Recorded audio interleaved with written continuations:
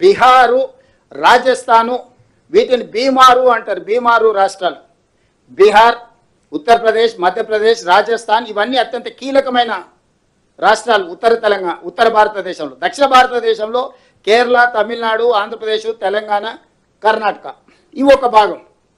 ఈరోజు మనం ఈ రాష్ట్రాలన్నీ కలిసి పాండిచ్చేరితో సహా 130 సీట్లు ఉన్నాయి. 543లో 130 సీట్లు మానే తీసేస్తే 413 సీట్లు వాళ్ళ దగ్గర మిగులుతున్నాయి. ఈ రెండింటి మధ్యలో ఈ రోజు ఉన్న తేడా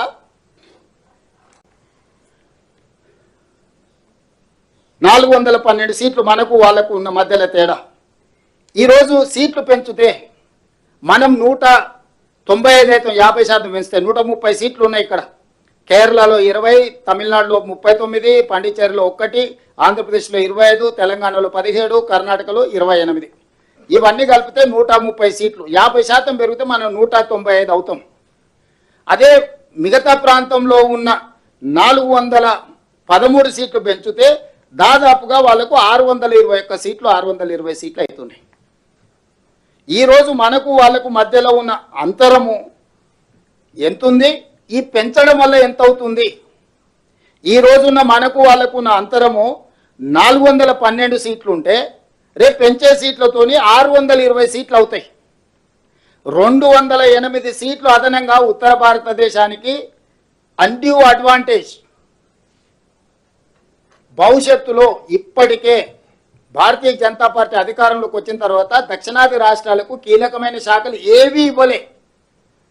ప్రైమ్ మినిస్టర్ కానీ, హోమ్ మినిస్టర్ కానీ, డిఫెన్స్ మినిస్టర్ కానీ, కామర్స్ మినిస్టర్ కానీ ఇట్లా మీరు మొదటి 10 శాఖలు తీసుకుంటే ఒక ఆర్థిక శాఖ మాత్రమే దక్షిణాది రాష్ట్రాలకు ఇచ్చిండ్రు. ఏ ఒక్క శాఖ కూడా, రాష్ట్రపతి పదవి కూడా, కీలకమైన ఏ పదవి కూడా దక్షిణాది రాష్ట్రాలకు ఇవ్వలేదు. మీ అందరికీ తెలుసు, రాజకీయాలలో నెంబర్ ఉంటేనే నీతో ఎవరైనా మాట్లాడతారు. నీ జేబులో డబ్బులు ఉంటేనే ఎవరైనా నీతో సంబంధాలు చేస్తారు. రాజకీయంగా నెంబర్ లేనప్పుడు నీతో మాట్లాడేవాడే ఉండడు. Bargainings are among equals. ఏ చర్చలైనా, ఏ ఒప్పందాలైనా సరిసమానుల మధ్యలో జరుగుతాయి. బలహీనుడు బలవంతుడు మధ్యలో జరగవు. ఈరోజు దక్షిణాది రాష్ట్రాలను అత్యంత బలహీనంగా ఉన్నాం. ఇప్పుడు అత్యంత బలహీనులుగా మార్చి బలంగా ఉన్న ఉత్తరాది రాష్ట్రాలను శక్తివంతంగా మార్చి రాజకీయంగా, అసలు రాజకీయంగా మనల్ని ద్వితీయ శ్రేణి పౌరులు చేయడానికి ఆ ఉత్తరాదిలో ఉన్న 5-6 రాష్ట్రాలు కలిస్తే 410 సీట్లు అనేటివి అక్కడనే అయిపోతాయి. చిన్న